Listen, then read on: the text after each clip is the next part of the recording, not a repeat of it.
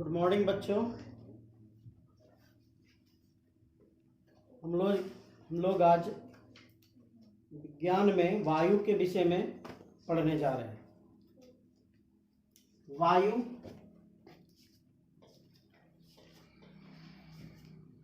जिसको अंग्रेजी में एयर कहते हैं। तो सबसे पहला क्वेश्चन है आपको, वायु को किसने देखा है? वायु को किसने देखा है?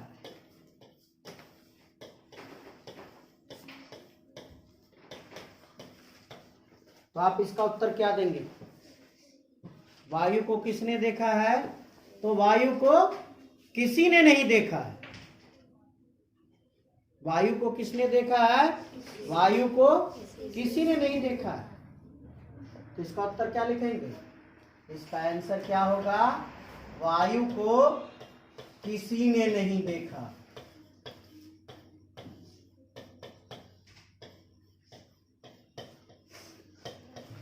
जब आपने वायु को नहीं देखा, जब आपने वायु को नहीं देखा, तो आप कैसे जानते हैं कि हवा होता है?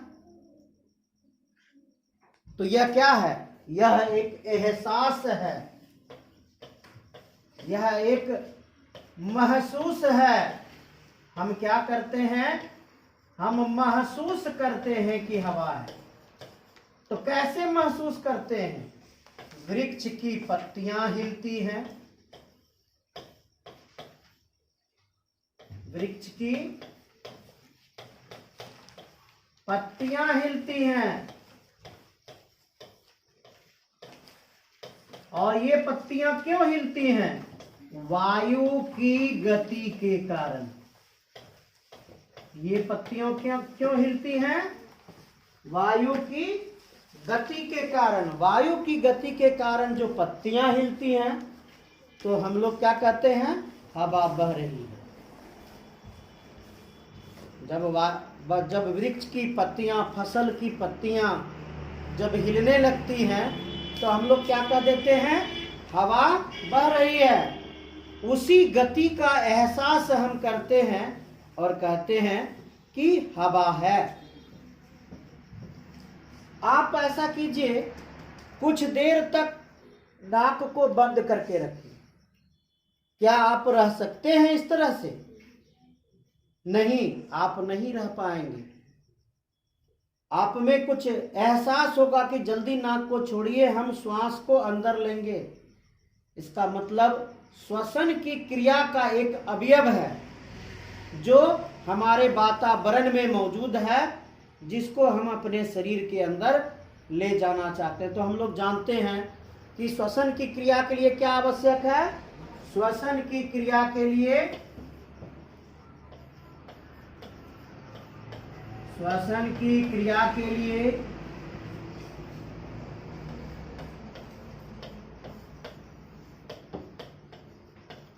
श्वसन की क्रिया के लिए क्या आवश्यक है? तो ऑक्सीजन आवश्यक है।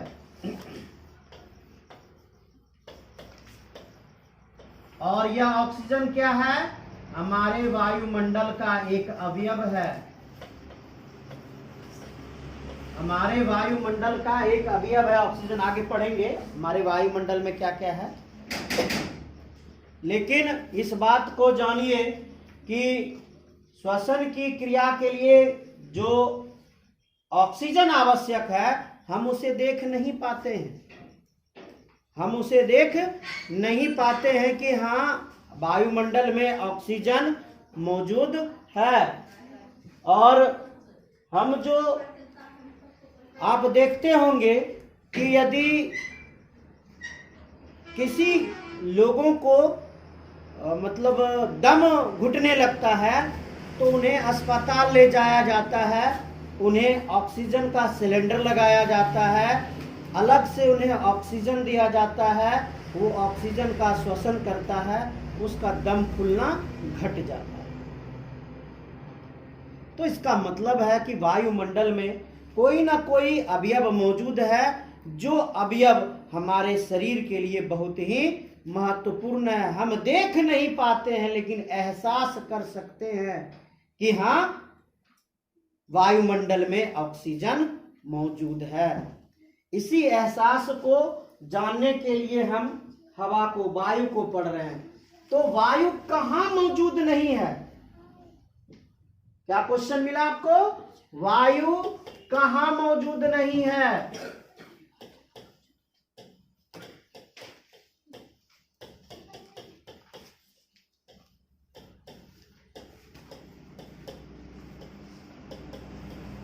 तो वायु प्रत्येक स्थान पर मौजूद है, प्रत्येक खाली स्थान पर, प्रत्येक खाली स्थान पर मौजूद है। जितना भी खाली स्थान है, चाहे वह बारीक ही क्यों नहीं हो, उन सभी बारीक स्थानों पर कौन मौजूद है? वायु मौजूद है। अब इसका उदाहरण के लिए हम आपको एक प्रयोग बता रहे हैं, उस प्रयोग को समझिए। हम क्या करते हैं, एक बर्तन लेते हैं, इस बर्तन में पानी भर देते हैं, इस बर्तन में पानी भर देते हैं और इस बर्तन में एक बोतल को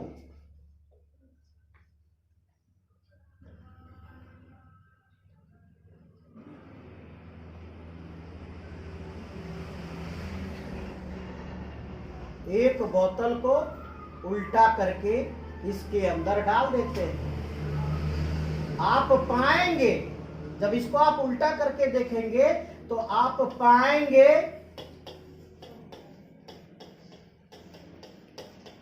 कि बोतल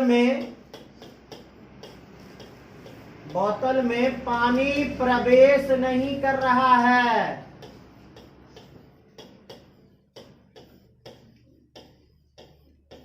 बोतल में पानी प्रवेश नहीं कर रहा है। क्यों नहीं कर पा रहा है? तो पानी के अंदर क्या भरे हुए हैं? हवा भरे हुए हैं। पानी के अंदर बोल रहे, सॉरी, बोतल में क्या भरा हुआ है? बोतल के अंदर हवा भरा हुआ है। हवा स्थान खाली करेगा तब ना उसमें खाली स्थान होगा। जब तक स्थान खाली नहीं होगा तब तक पानी बोतल में प्रवेश नहीं करेगा। किसी भी बर्तन का आप उदाहरण ले सकते हैं, कोई भी बर्तन है, सभी बर्तन में पहले से खुद ब खुद हवा मौजूद है। अचानक एक बाल्टी ही ले लीजिए, ड्रम में पानी भर दीजिए, आपका बाल्टी आसानी से उपलब्ध हो जाएगा। एक बाल्टी ले लीजिए, बाल्टी को उल्टा कर दीजिए, बिल्कुल उल्टा, और ठीक उसको ड्रम में डाल दीजिए। बाल्टी दीजिए तो हम उदाहरण दे रहे हैं, वो वाला बाल्टी पीछे है, जल्दी। ये हमारे पास बाल्टी है, आपके पास एक बड़ा वाला ड्रम है। इस ड्रम में इस बाल्टी को बिल्कुल सीधा उलटकर डालने का प्रयास कीजिए। आप पाएंगे कि इस बाल्टी के अंदर पानी प्रवेश नहीं कर रहा है और यह बाल्टी ऊपर आने का प्रयास कर रहा है। आप जबरदस्ती इसको नीचे दबा रहे हैं या नीचे जा नहीं पा रहा है, और उल्टे यह जो है ऊपर आने का प्रयास कर रहा है। इसका मतलब क्या है? इसका मतलब है कि इसके अंदर पहले से हवा मौजूद है। इस बाल्टी के अंदर पहले से हवा मौजूद है। वह हवा पानी को अंदर प्रवेश करने नहीं दे रहा है। कब आप देखिए, इसी का ठीक एक अलग उदाहरण दे रहे हैं कि हवा मौजूद है या नहीं। अब इस बाल्टी को थोड़ा सा तिरछा कीजिए। जैसे ही थोड़ा सा तिरछा कीजिएगा तो यहां से बुलबुला निकलना शुरू होगा, और जैसे बुलबुला निकलना शुरू होगा पानी इसके अंदर प्रवेश करना शुरू कर जाएगा। तो बुलबुला किस चीज का निकल रहा है? वो कौन है? वो हवा है। बुलबुला जो निकल रहा है वो क्या है? वो हवा है। और हवा उसके अंदर पहले से भरा हुआ था। जिस कारण उसके अंदर पानी प्रवेश नहीं कर पा रहा था। अब इसी चित्र को देखेंगे तो आप देखेंगे कि ये आपका बर्तन है। इस बर्तन में पानी पूरा भरा हुआ है। पानी पूरा भरे होने के बाद भी यदि आप बोतल को तिरछा कर दें, देखिए बोतल को हम तिरछा कर रहे हैं।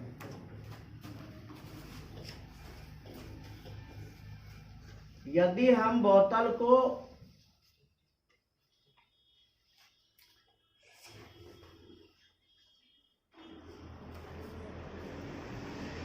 इस तरह से थोड़ा थोड़ा तिरछा करते जाएंगे तो आप पाएंगे कि बोतल में धीरे धीरे पानी प्रवेश करना शुरू किया और यहां से ये बुलबुला बाहर आ रहा है। तो ये बुलबुला क्या है?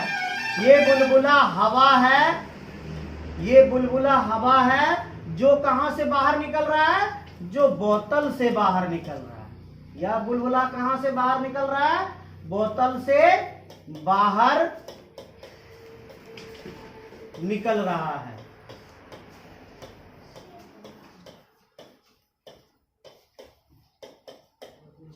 तो इसका अर्थ क्या हुआ भाई? इसका अर्थ हुआ कि वायु स्थान घेरता है। वायु क्या करता है? स्थान घेरता है। इसके अंदर स्थान घेर कर था। इसके अंदर स्थान घेर कर था, तभी तो इसके अंदर पानी प्रवेश नहीं कर पा रहा था। इसका मतलब वायु में द्रव्यमान होता है और अगर इसके साथ गुरुत्वीय त्वरण लग जाए तो वायु में भार होता है। भार, वजन। भार किसको कहते हैं? वजन को कहते हैं। यानी स्थान अगर घेरता है तो स्थान घेरने का कारण है कि वह उसमें कुछ न कुछ भार है, तभी तो वह स्थान घेर कर है। तो वायु स्थान घेरता है, इसका मतलब उसमें द्रव्यमान भी मौजूद है। यदि द्रव्यमान के साथ गुरुत्वीय त्वरण आ जाए तो उसमें भार मौजूद है, वजन मौजूद है। दूसरा पॉइंट क्या लिखेंगे? वायु कहाँ उपस्थित है? आपको क्या बताए? वायु हर जगह उपस्थित है, कण कण में उपस्थित है। जहां भी थोड़ा सा काली स्थान है वहां वायु मौजूद है। क्या लिखेंगे? वायु हमारे चारों ओर मौजूद है। वायु हमारे चारों ओर मौजूद है।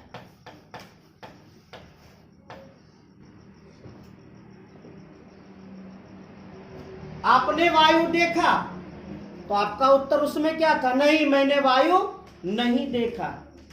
क्यों नहीं देखा? क्योंकि वह रंगहीन था। अगर उसमें कोई रंग होता तो आपको एहसास होता कि यह लाल रंग है या हरे रंग का है, लेकिन उसमें कोई रंग ही मौजूद नहीं है, इसीलिए वह दिखाई नहीं देता है। तो वायु क्यों नहीं दिखाई देता है? तो वायु रंगहीन होता है। वायु रंगहीन होता है,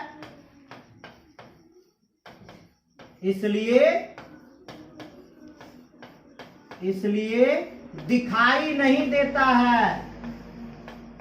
दिखाई नहीं देता है। ठीक है? वायु का रंग कैसा है? तो वायु का कोई ही रंग नहीं है। वायु कैसा है? तो वायु रंगहीन है, इसलिए हमें दिखाई नहीं देता है। और वायु कैसा होता है? तो वायु पारदर्शी होता है। वायु कैसा होता है? वायु पारदर्शी होता है।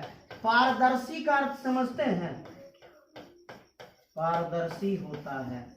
चलिए आप इस पे 3 शब्द आता है, हम उन तीनों शब्दों को समझा देते हैं। एक शब्द आता है पारदर्शी,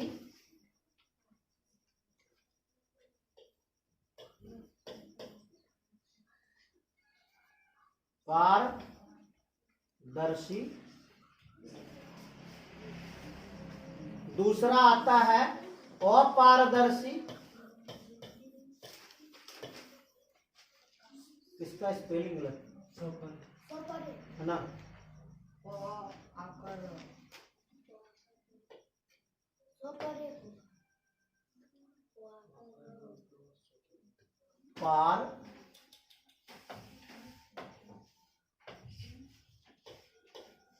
पारदर्शी, अपारदर्शी।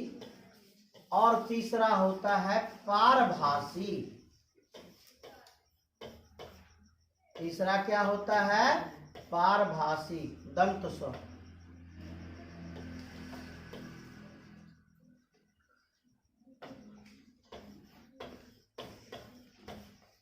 समझिए इसको। जिसके आर पार, जिसके आर पार पूर्णतः दिखाई दे, पूर्णतः दिखाई दे, वैसी वस्तु को क्या कह देंगे? पारदर्शी वस्तु। वैसी वस्तु को क्या कह देंगे? पारदर्शी वस्तु। कांच, सफेद पॉलीथीन,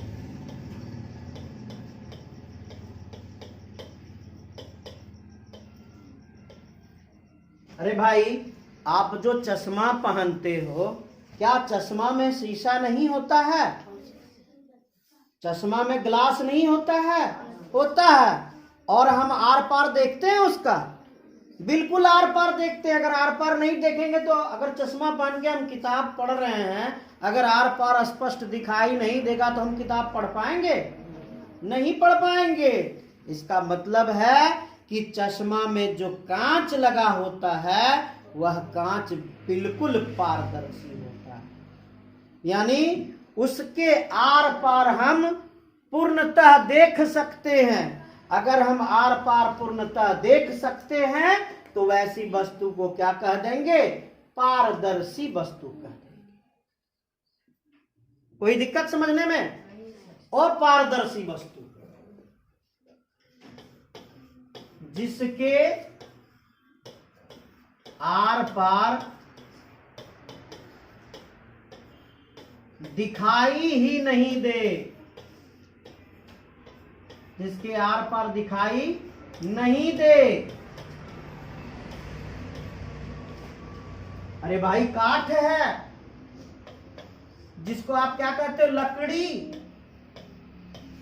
हाँ, कभी कभी कोई बच्चा तुम लोगों में आगे देख के नहीं चलता है, उसको ठोकर लग जाती तो आप कहते हो ना कि काठ का चश्मा लगा के चलेगा। क्या क्या है काठ का चश्मा? मतलब उसको आपने कुछ टोन मारा कि तुमको दिखाई नहीं दे रहा, मतलब काठ का चश्मा। काठ क्या होता है? बिल्कुल अपारदर्शी होता है, जिसके आर पार नाम मात्र का भी दिखाई नहीं देता है, जिसके आर पार तनिक भी दिखाई नहीं दे, थोड़ा सा भी दिखाई नहीं दे, वैसी वस्तु को क्या कहेंगे? अपारदर्शी। बहुत है, काठ, लकड़ी, लोहा, टीन, बहुत सारा उदाहरण है इसका। पारभासी, जिसके आर पार, जिसके आर पार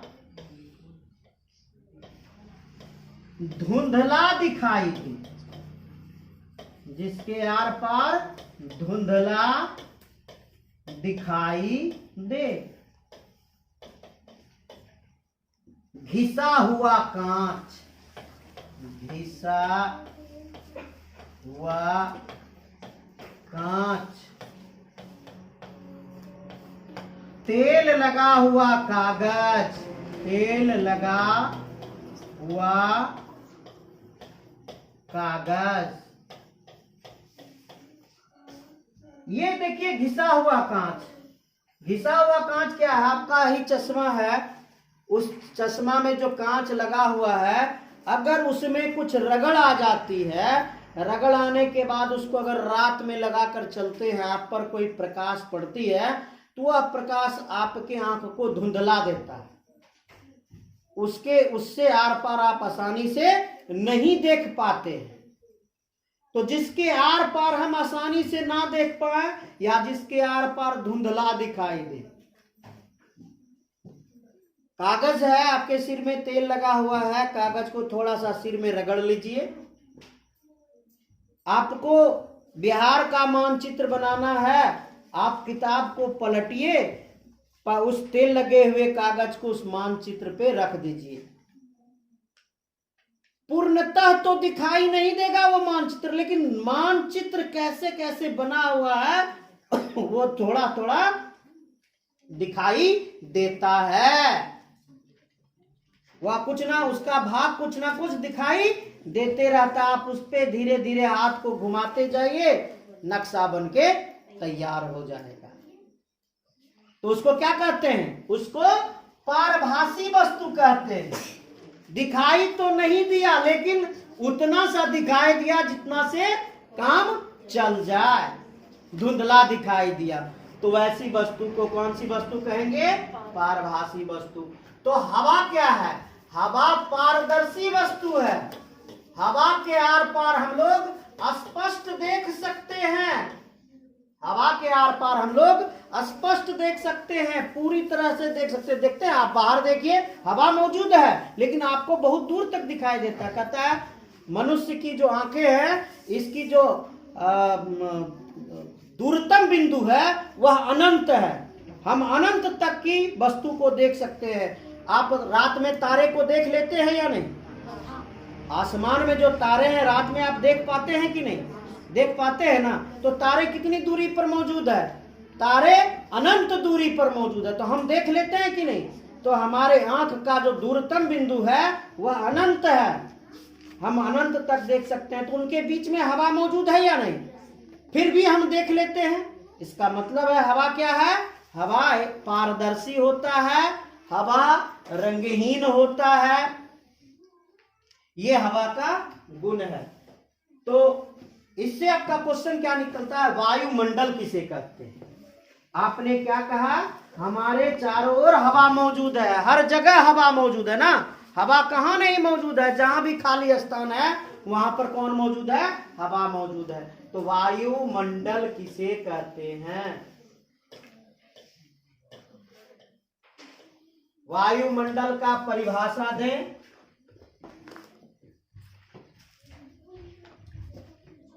हमारी पृथ्वी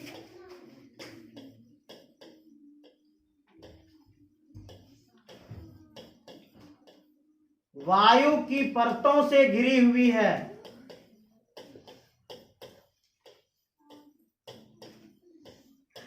वायु की परतों से घिरी हुई है।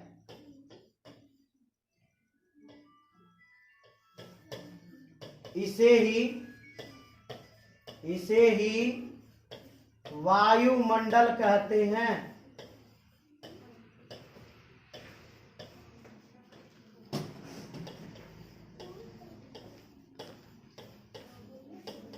इसे क्या कहते हैं? इसे वायुमंडल कहते हैं। तो वायुमंडल क्या है बेटा? हम जहां हैं, आप जहां हैं, आपके चारों ओर वायुमंडल वायु घेर कर रखा है, जिसके अलग अलग परत हैं। इन सभी परतों को मिलने के बाद क्या बन जाता है? वायुमंडल बन जाता है।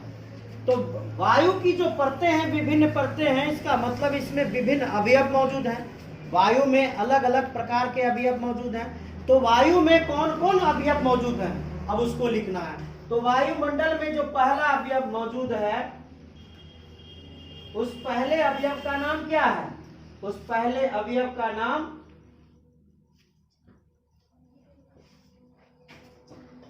ऑक्सीजन है।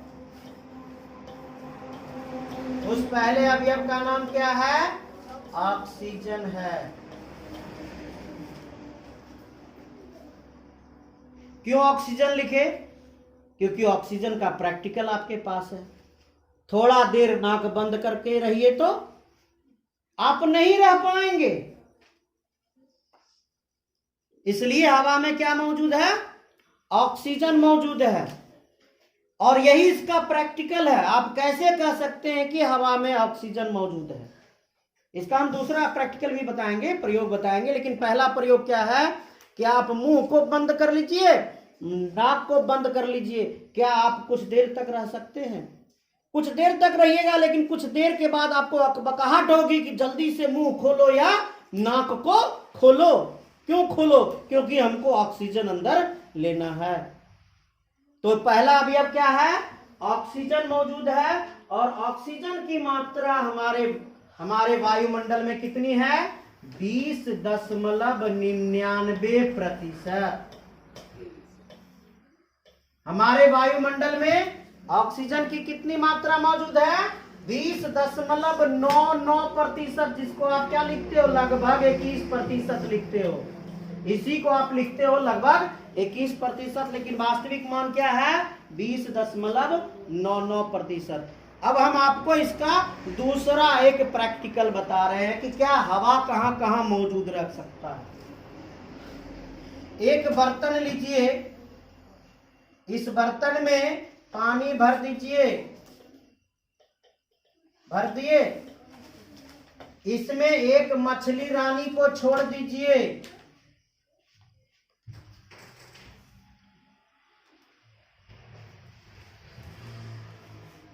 इसमें एक मछली रानी को छोड़ दीजिए।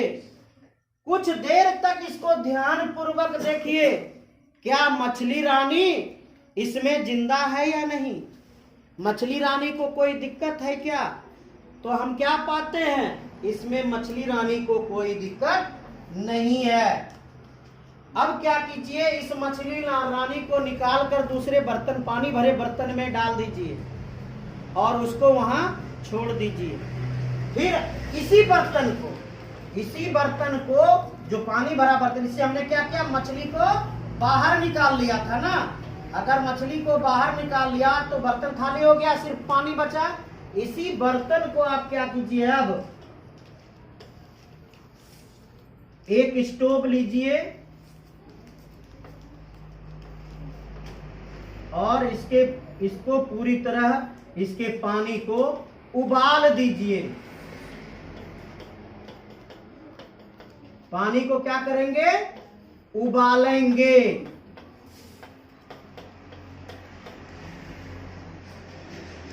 तो आप पाइएगा कि कुछ देर के बाद इससे ना छोटा छोटा बुलबुला बाहर आता है। इससे छोटा छोटा बुलबुला सा बाहर आता है। आपकी मम्मी घर में चावल पकाती होगी, आपकी मैडम जी भी चावल पकाती हैं। तो आप देखते हैं ना, जब आवाज आने लगता है सन सन का, तो आप लोग क्या करते हैं? हो गया ना, चावल डालने का समय आ गया। तो उस समय आप गौर से देखिएगा कि उससे बर्तन के पेंदी से छोटे छोटे बुलबुले बाहर आ रहे हैं और कुछ जलवाष्प बाहर उड़ रहा है। यानी पानी का जो गैस है ना, जलवाष्प बाहर निकल रहा है। इसको जब पूरा आप उबाल देते हैं, उबालने के बाद आप क्या कीजिए? स्टोव को हटा दीजिए और इस बर्तन के पानी को ठंडा होने के लिए छोड़ दीजिए। क्या करेंगे? इसको ठंडा होने देंगे। ठंडा होने देंगे। किसको? इस पानी को, यही वाला पानी जिसको आप गर्म किए थे। जब ये पूर्णतः ठंडा हो जाएगा, पहले ध्यान से सुनिए, बाद में आपको लिखने का टाइम मिलेगा। जब इसको पूर्णतः ठंडा होने देंगे, जब यह पूर्णतः ठंडा हो जाएगा, तब आप क्या कीजिए, वह जो मछली रानी जिसको आप बाहर निकाल कर रखे थे दूसरे जगह जल में, अब उस मछली रानी को उठाइए और यहां पर पहुंचा दीजिए। कहां पर? वह बर्तन जिसमें पानी ठंडा हो रहा था। मछली को आप यहां पहुंचा दिए। अब इसको गौर से देखिए, क्या मछली छटपटाती है? क्या मछली वहां से भागने के लिए व्याकुल है? तो आपका उत्तर होगा हाँ। आपका उत्तर क्या होगा? हाँ, कि मछली भागने के लिए व्याकुल है। अगर इसको बाहर आप नहीं निकालोगे कुछ देर तो हो सकता है मछली मर जाए। ऐसा क्यों? उसका कारण था कि ये जो बुलबुले बाहर आ रहे थे, ये किसके बुलबुले थे? ये ऑक्सीजन के बुलबुले थे। ये किसके बुलबुले थे? ये ऑक्सीजन के बुलबुले थे। तो इस पानी से जब ऑक्सीजन बाहर आ गया तो मछली इस पानी में क्या श्वसन की क्रिया करेगी? श्वसन की क्रिया के लिए गैस बचा है क्या? नहीं बचा है। तो मछली मरेगी या जिंदा रहेगी? मछली मर जाएगी। अब आप समझिए कि हवा में भी, पानी में भी ऑक्सीजन मौजूद है। ऑक्सीजन किसका रूप है? ऑक्सीजन हवा का अवयव है। ऑक्सीजन किसका अवयव है? ऑक्सीजन हवा का अवयव। इसका मतलब पानी में भी हवा मौजूद है। और वह गर्म होने के बाद बाहर निकल जाता है, वह ऑक्सीजन विहीन हो जाता है। ऑक्सीजन विहीन होने के कारण मछली उसमें जिंदा नहीं रह पाती है। इस तरह से हम कह सकते हैं कि सजीवों को श्वसन की क्रिया के लिए ऑक्सीजन आवश्यक है। आपको इस प्रयोग से स्पष्ट हो रहा है। मछली क्या है? मछली सजीव है और वह श्वसन की क्रिया करती है। तो श्वसन की क्रिया करने के लिए इसको यहाँ ऑक्सीजन मिल रहा था क्या? नहीं मिल पा रहा था, इसीलिए यह छटपटा रही। तो इसका मतलब है कि सजीवों को श्वसन की क्रिया करने के लिए किसका आवश्यक है? ऑक्सीजन का आवश्यक है। ऑक्सीजन मिलेगा तभी वह जिंदा रह पाएगा, अन्यथा जिंदा नहीं रह पाएगा। और इससे आपको क्या स्पष्ट होता है कि पानी में भी हवा मौजूद है। अगर पानी में हवा मौजूद नहीं था तो ये ऑक्सीजन कहां से बाहर निकला? बुलबुला क्यों बाहर निकला?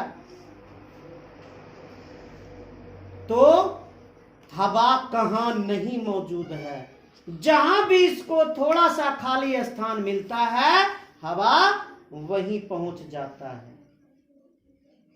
तो ये क्या था? इसका पहला अवयव। किसका? वायुमंडल का पहला अवयव ऑक्सीजन है। चलिए, थोड़ा सा वीडियो थोड़ा लंबा हो जाएगा, इसलिए आज के लिए इतना सा ही। वीडियो देखें, समझने का प्रयास करें। अगर अच्छा लगे तो इसे लाइक और सब्सक्राइब करें। धन्यवाद।